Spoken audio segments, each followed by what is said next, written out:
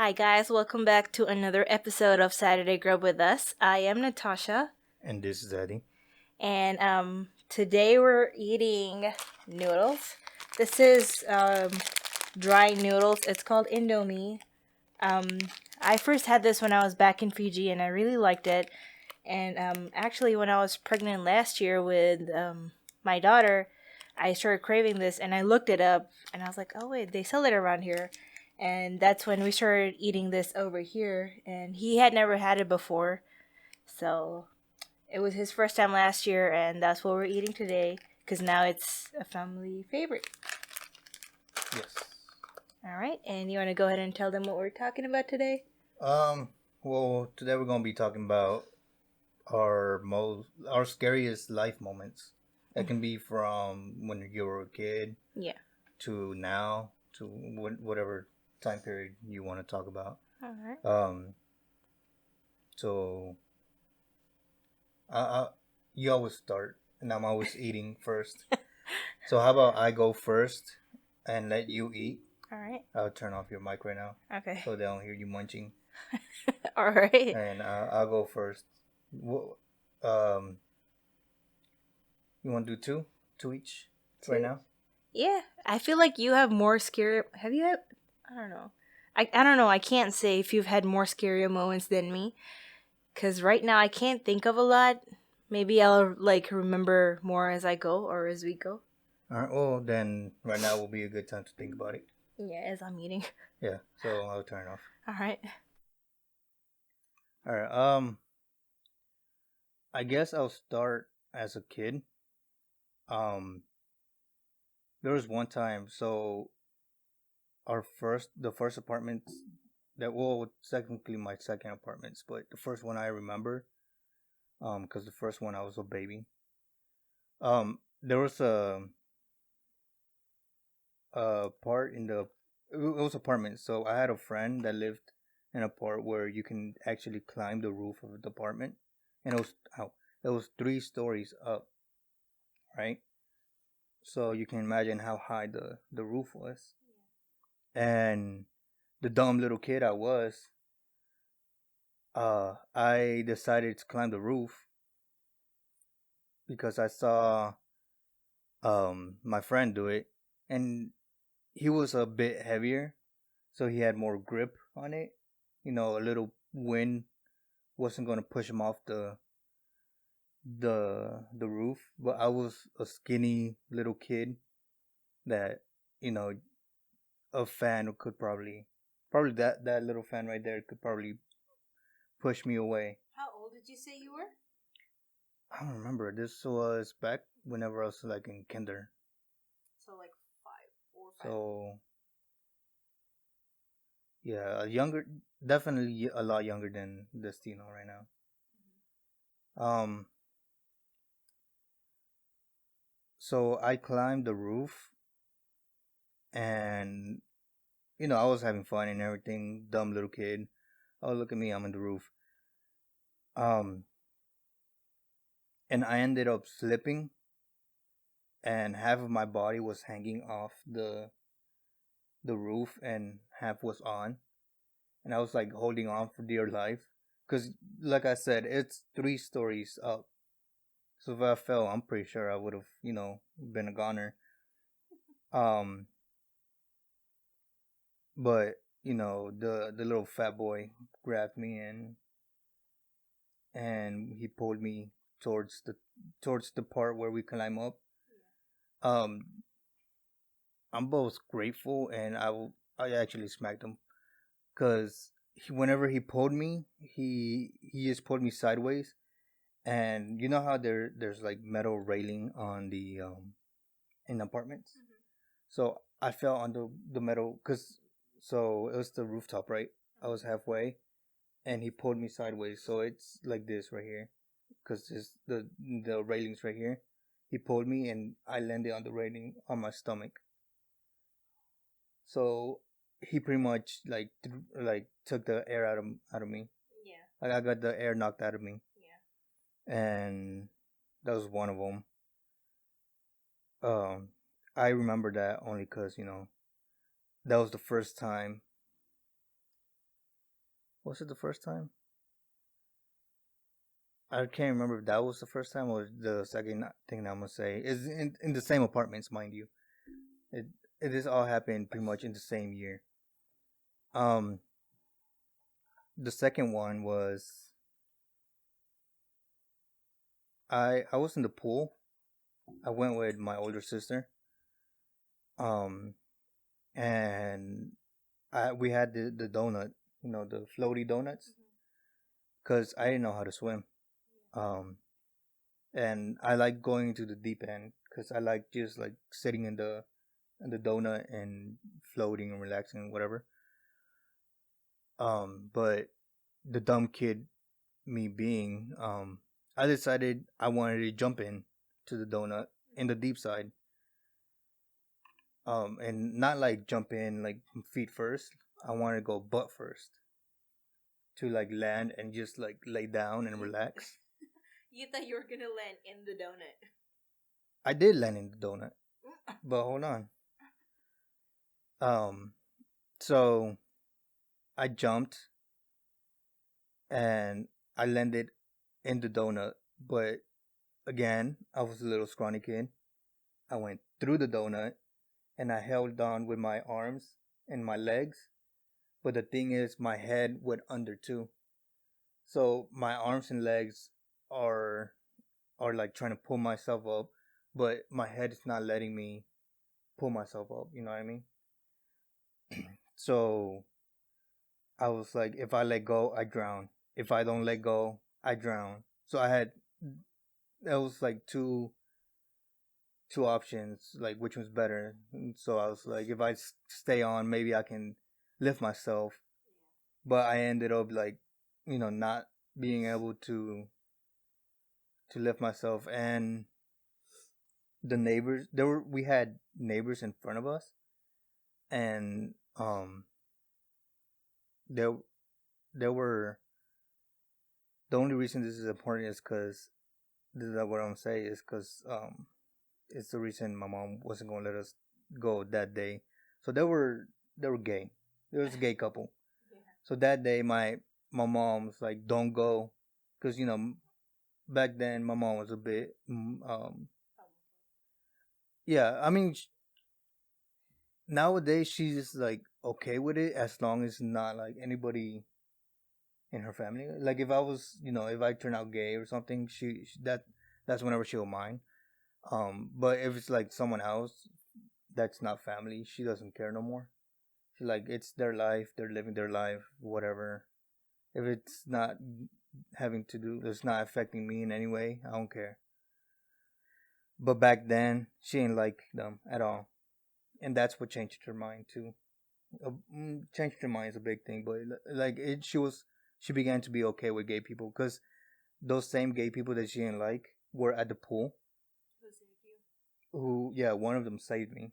So he went in and like picked me up because it was maybe like 5.5 feet deep. Oh wow! The part where I was. Yeah. So he just came up and walked and just picked me up. Cause I was a little kid. I couldn't reach that. Um and yeah, he picked me up. I just remember seeing my older sister and the shallow end doing the same thing she was doing.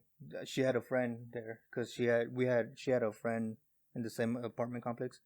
They were just sitting there talking to each other.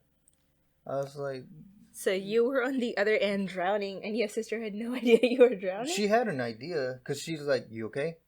I was like, "What do you mean, am I okay? Did you even try to like do anything?" I was like, "I was just sitting here with my friend talking." I was like, "Thanks." And yeah, that was the second thing that happened, and it was all in the same year because it was the same because we only lived there for maybe like a year and a half. Yeah. It was only whenever I was in kindergarten. So it happened all in the same year. So yeah. I pretty much almost died twice in the same year. So you've always been a troublemaker, huh? You pretty were much born yeah. a troublemaker. Hopefully our kid doesn't turn out like that. She's halfway there and she's barely like 13 months. Well, I was at her age. I wasn't a troublemaker. I was calm. I wonder where she got it from, because I You, was no trouble. you. I was very calm. Mm-hmm. Sure. Anyways, have you thought of something, or do you want me to go again? And No, you can take your turn eating, and then I can go ahead and all right. say. Well, I don't have like major scary moments that I've come across, or at least I don't really think they're major.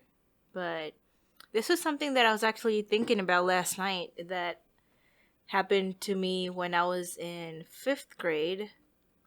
Was it fifth grade? Mm, yeah, I think I was in fifth grade, or I was about to go to sixth. Um, that was the year that my grandmother passed away, and my grandmother and we used to sleep in the same room because a year before she passed away, she she had a stroke and she was bedridden, so she wasn't able to move or anything, and she was just in the room there, and she needed someone to help her with everything that she was doing, like using. Well, she couldn't even get out of bed, so everything had to be done at her bedside, by her bedside. And like I said, like we used to sleep in the same room. My bed was right next to hers, and every night we had this habit. Like my dad's room was across the house, so it was my dad's room, the dining room, the living room, and then our bedroom. And every night before I went to sleep, I had this habit of checking up on my grandmother. And that one night, like, I couldn't eat because I was feeling really uneasy. And we were like, okay, it's fine. Like, I didn't eat. It's okay. It's whatever. Like, I'll have breakfast in the morning. Or if I'm hungry, like, I can always get up and get a snack or whatever.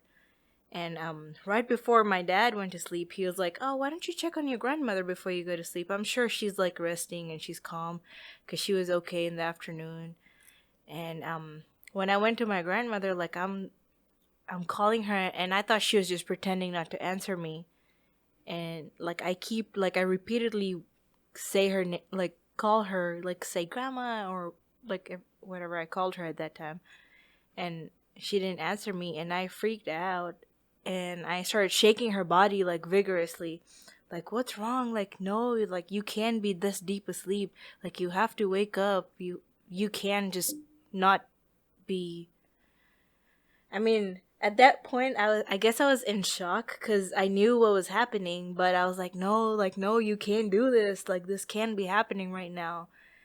And so I had to call my dad to come in the room and see what was going on. I think that was my first. What, I don't know if that would be considered scary, but I think that was like a huge moment that kind of freaked me out because I don't know, discovering your grandparent not breathing or not alive is, I think it's a big thing. I just don't know if it would be considered scary or not.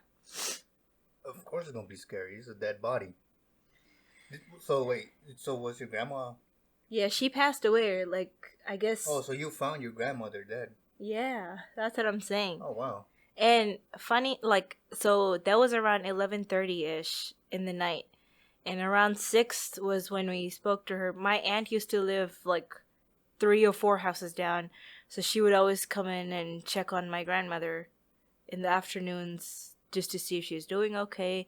And I remember that afternoon, like, she wasn't eating well, she didn't want to eat much. She was like, I don't even want to drink water, so we had to like give her, spoon feed her water, like literally on a teaspoon, so she could have something that would be in her stomach.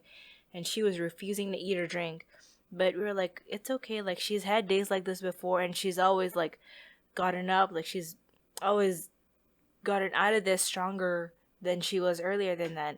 So that came to me unexpectedly, and I don't know, it just took me like a deep state of shock. I guess that was one of the major things that I experienced that I would say was really scary for me, because I was barely, what, I think I was 10 or 11. And my grandmother, I was really close to my grandmother. Like, she's one person who had always been there for me my entire life. And the days that my mom wasn't there with me or my dad was working late nights, like she was the one who would be there for me, you know, like she was my grandma. And finding her like that, it just, I don't know, it just broke me down. So But yeah. was she like sick, or did she just die of like old age? No, she was, like I said, she had a stroke like a year or two before she passed Mm. away, and she was bedridden ever since. Oh, okay, okay. So she would like, she wouldn't even be able to physically get up or use the restroom. So everything had to be done by her bedside. Mm.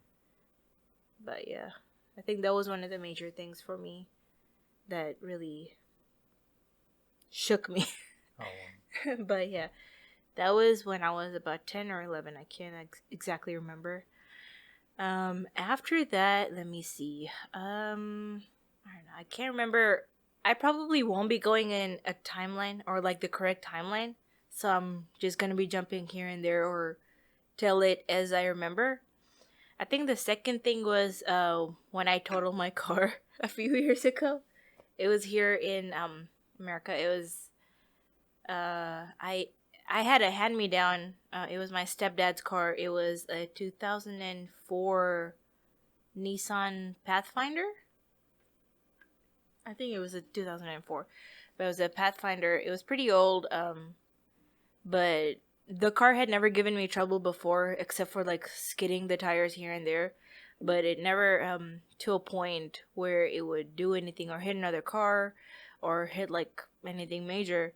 But that day, I remember my mom was out of the country, so she went back to Fiji for vacation, and she was gone for 4 weeks, and I was home. It was just my stepdad and I, and at that time I was what was that? I was working at the mall. That was my first job that I had after I moved here. I used to work for a shoe store. And I remember I had the morning off and I was working from 3 to closing, which was from 3 o'clock to 9 o'clock. And the mall that I used to work at was about 20 minutes from my house. So I left the house about like 2:30 because I was like, if I get there early, it's okay. I mean, it doesn't matter if I get there early. I just don't want to be late since it was raining that day. And I had it was actually at a red light, and right at the red light, I had to stop and turn. And as I turned, the car skidded, and then it hit one of the gates that belonged to a gated community house. You know how those are. So it was the houses were on the other side, but that was the garage end of the houses. And luckily, I didn't hit any other car, or I didn't get injured myself. Like the tires, I guess, just skidded and it went off the street, and it totally crashed into the two tiny trees that were there, and it blocked off. Well, not blocked off. It broke off the cemented wall that was there, and what? No, I'm paying attention. It broke up the cemented wall. And funny thing was for me that whenever we found out, whenever the police officers came, or like, because someone, I didn't even know like what to do at that time, because I had no idea. Like, after I crashed, I just sat in my car like, oh my god, what happened? Like, is this real? Am I dreaming? Like, what's going on? I was in like a full-on state of shock. And I guess the passing by cars, like the drivers were nice enough to stop by and come take a look to see, make sure I was okay. And they were the ones who actually called 911 for me. And whenever the cops and the fire people, whoever came, and they told me that the possible reason for the crash was off your tires, because your tires skidded, so you need to change your tires.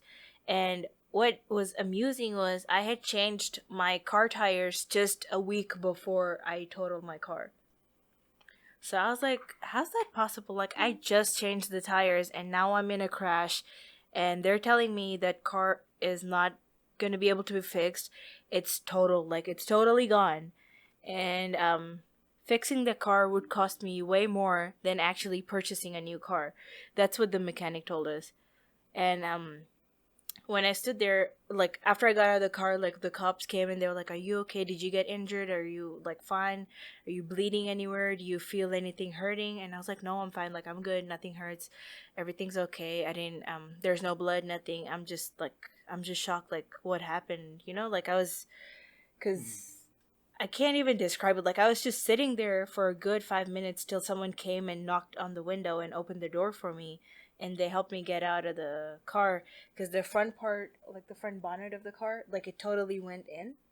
So all that part, like the front was already crashed up to the to the steering part, and just where I was sitting and where my foot was the only part that I was able to like get on, and whatever was left, just the tire part.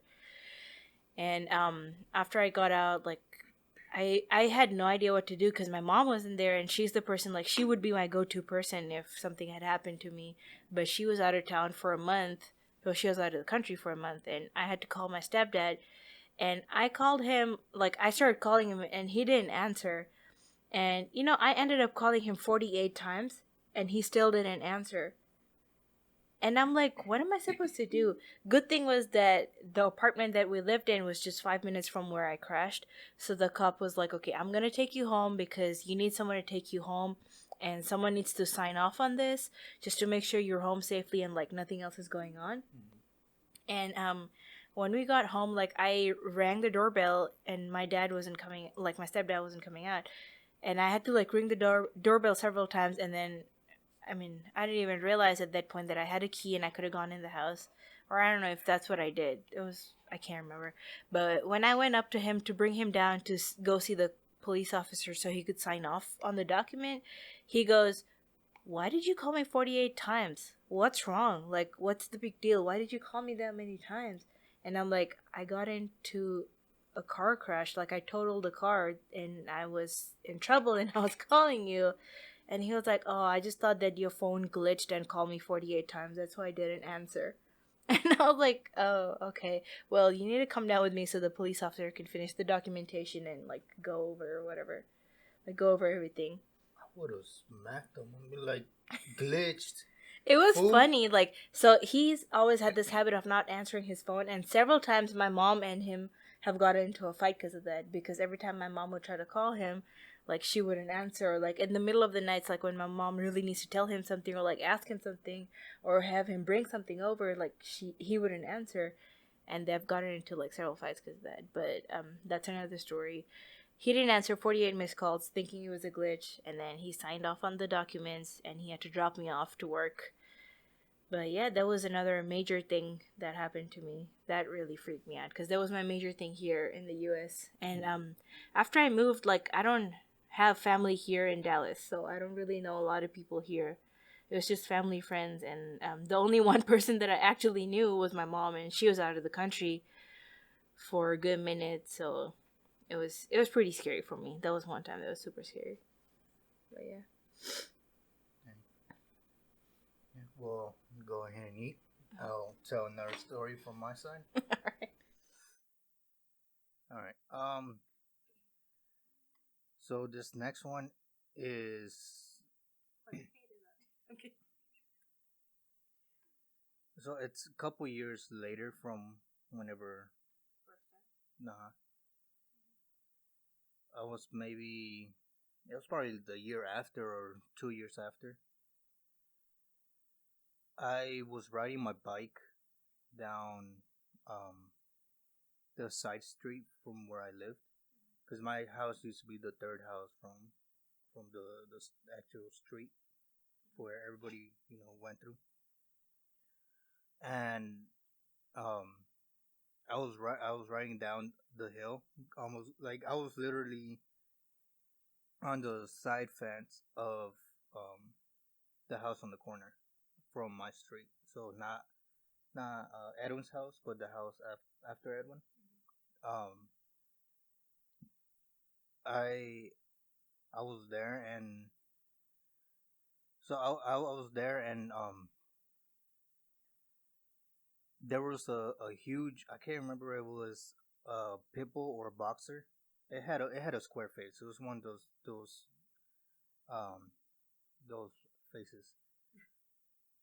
Well, I can't remember what it was. I was a little too scared, and it ran to me, and it pushed me down from my bike.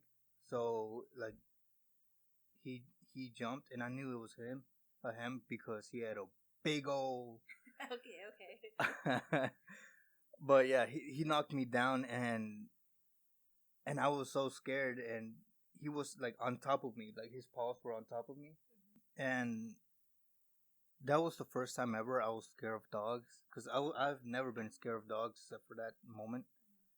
Um, And I legit thought this dog is gonna bite my head off because I look like a bone. He can just go and put in the ground. Cause a little bony kid. Um, but no, he just licked me and moved on. But at the moment, it was like one of the scariest things ever. Yeah. Cause you have this huge animal on you. Um, but yeah. I guess I'll do another one so it can be two and two.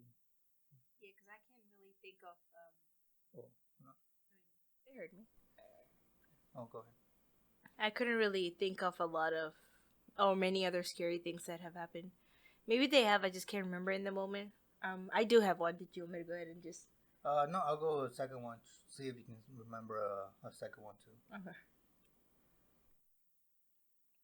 Um, the second one. Oh, let's see.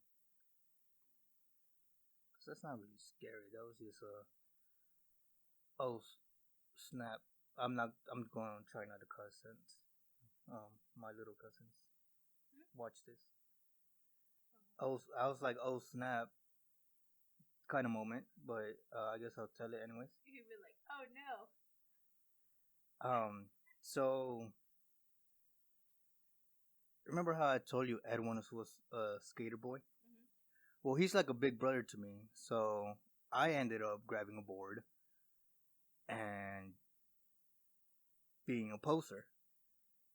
So up the road, there was the rec center, the recreation center, whatever it's called. And they had vending machines right there, right? We wanted some soda. We didn't, he ran out of soda, and I didn't have any at the house. So we decided, hey, you have a skateboard, I have a skateboard. Let's skate to the rec center. So we get there, we buy the cokes and everything, blah blah blah. On the way back, so there's a huge downhill, like a huge downhill. Um, have you ever been? I've never. I don't remember the rec center. No, the hill. No. So on the way home, there's a huge, like a really really big downhill, and we're skating down it, and it's pretty much my first ever time I went there and down with a skateboard, and the thing that made it worse was maybe like 2-3 weeks before that day, I went down with my bike. My shoelaces got caught on the gear on the chain, oh, and I pretty much skidded. Like I left skid marks on the road with my blood. Um, so I was already terrified of this hill. But the poser that I was trying to impress him because Big Brother Edwin over there was skating down the hill, so I was like, I can do that too. So I went down it, right? Yeah. I don't know how to control boards that as much as he does. Mm-hmm. So when I was going down the hill, the board was shaking like this. So I was going down and I was like shaking, like legit. Any more would have made me fall and leave another skid mark. Like I knew exactly where my old skid mark was because my blood was still right there, dried up. And as I was going down, I passed it and I saw it, and it freaked me out so much that I was like, I'm gonna die. This is the time I die. And we got to the part where like it goes up a little, so we slowed down a bit before it goes back down. And Edwin stopped me out, and he was like, "Is your board okay?" I was like, "I think so." He's like, "Let's switch." So he gave me his board, and he took my board.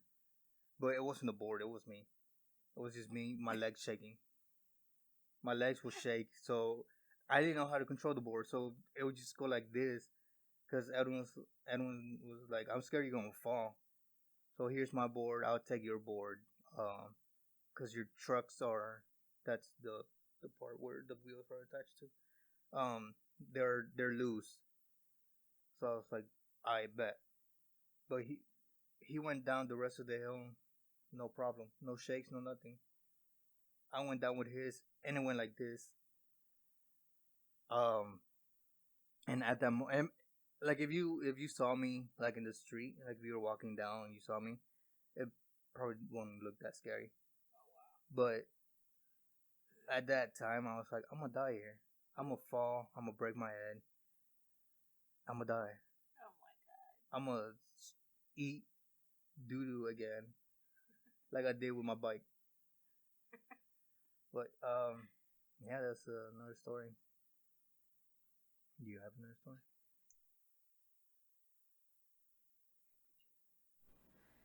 Um, Speaking of writing things, I do have a story. Did you see your cousins watch this? I don't know what that means. Huh? Nothing going. So I am 26 years old and I just learned how to ride a bike. Earlier this year, I got my first bike actually, because growing up, I don't have any siblings. I mean, Nikki, if you're watching this, I'm sorry. I know you're my one and only, but Who got you that bike? hold I'm on, curious. I'm trying to like talk here. But from when I was small, when I was a kid, I didn't have a bike, or I didn't have anyone to teach me how to ride a bike, because I mean I was a loner. But growing up, I've always wanted to learn how to ride a bike. I just, like I said, then again, I didn't have anyone to do it. I didn't have anyone who got me a bike. And right before, I think it was just a month or two before I turned 26, my beloved here bought me a bike. Because he was like, you need to learn how to ride a bike, and we're going to go ride the bike together.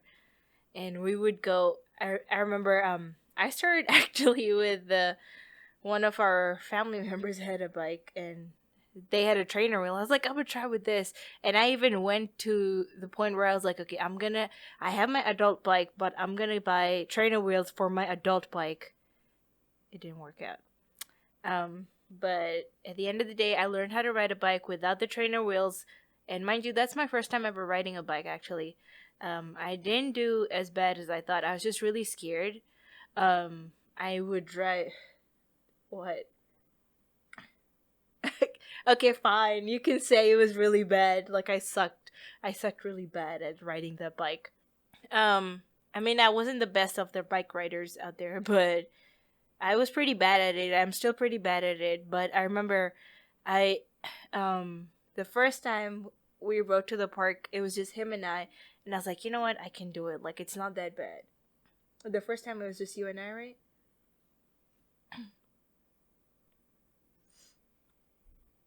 Yeah, it was. Turned your mic on just to do that.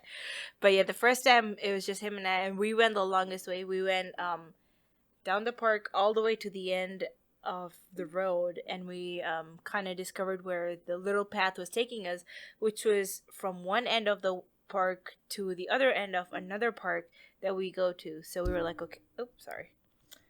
So we're like, okay, you know what? Once Charlotte's home, we're good, and she wanted to ride her bike with us too. So we were like, okay, when if she's up for it, like if she's down to go riding with us, we'll take her and we'll go. We'll show her where this goes. And I was so confident. Like I rode all the way to the other park, like from one park to the other side. Like I was huffing and puffing, but I did not give up. And then came time to come back home. We had two options, either to go back that same route that we went through the park from one end of the park to the other end, or the second option was we take the main road, which would be a direct and shorter way. But on the way, we were like, okay, is it gonna be the park route or the road route? And then he asked me, he was like, you know what? It's up to you. Like it's whichever route you want to go is the route we're gonna go because we're doing this for you. And I'm like, okay, you know what? I can do it. Like I rode all the way from the park to the other park, and I can do it. Like I know I can do it. Let's just take the road. Like what's the worst that could happen? Like we just have to stop for cars. Stop for cars? No, every stop. I was so scared to cross the road. Well, we came in. I rode the first stop. I rode.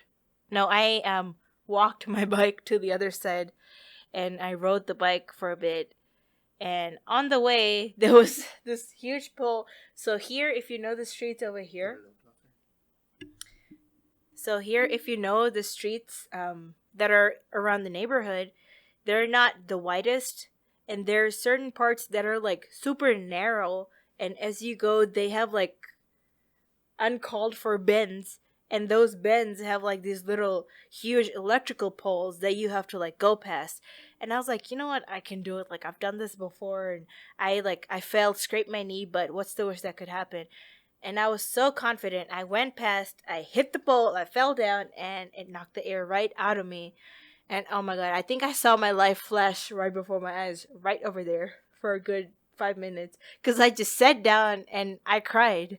And I did not ride my bike home the entire way, even though they were like, it's okay, let's go. And I just felt so pressured. I was like, no, don't pressure me. Like, I'm already scared, you know? So it wasn't a telephone pole. It was a sign pole. No, the big fat pole, it Yeah, wasn't that a was. stop sign. It wasn't a stop sign. It was a sign, but it wasn't a stop sign. No, it wasn't a sign. It was a fat pole. I'll show you whenever. It was one. Is this my story or yours? It was one. I was there. I had a front You're row like, seat. okay, whatever. Yeah, it was one of those crossing signs. What? Go on. It's your turn. Well, yeah, I hit myself, knocked my air out on myself. It was pretty bad. It was pretty traumatizing. That was one of the scary things that happened this year for me. I can't really think of any other ones. Do you have any more that you want to talk about, or you just want to end it right here?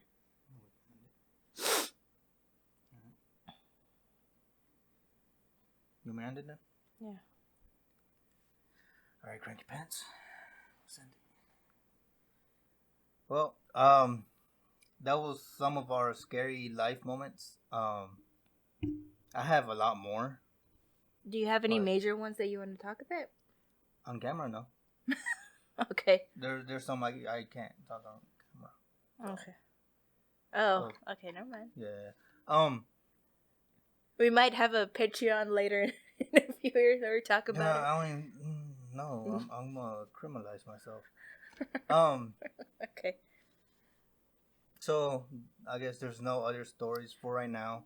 At least she doesn't have any more stories. Yeah, I can't really think about any major things that happened for me.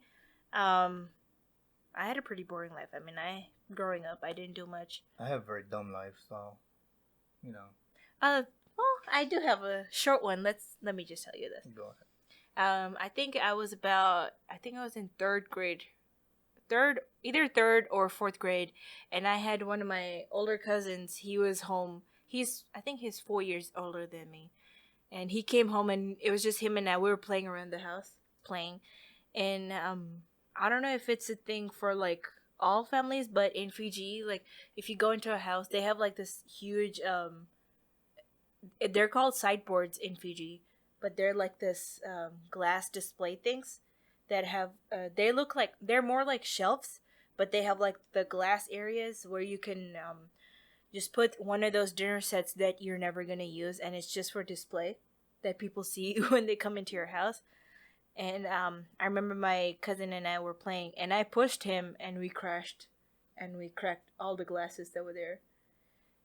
And after we cracked it, we ran to like the other side of the house just so we wouldn't get in trouble. And oh my god, that was one of the craziest days of our lives because we both got in trouble. We both kept blaming each other, and then we both were like, it's my fault. No, it's my fault. No, it's your fault. No, it's your fault. It was like a huge mess, but that was one thing. That was one of the naughty bad things that I did as a kid, but it wasn't too bad. We just crashed. We just broke a few glasses and the mirror display, but it wasn't too big. Just breaking some glass. It's a usual day in some people's life. I like how yours is kind of tame. And then I'm here. Let me tell you the other time I died. Alright, well, I guess we'll end it here. Thank you for listening to some of scary moments in our lives. Hopefully they were as scary as we thought they were. honestly, mine will be scarier in the moment Mhm. than the ones I mentioned today than actually like looking at it. Because if you looked at it, you're like, it's just a dumb little kid. Um, but yeah, other stories are a bit Yeah, more. they're not too appropriate for No, the I mean, screen. some of them are. It's just those are a bit more because I had a car crash, like full on, like electrical pole bending the out of the front of the car. So like stories like that. And then yeah, of course, there's other stories, but we won't get into that. Anyways, we're gonna end it here. Thank you for joining us in another what is it, Saturday Grub. And we'll see you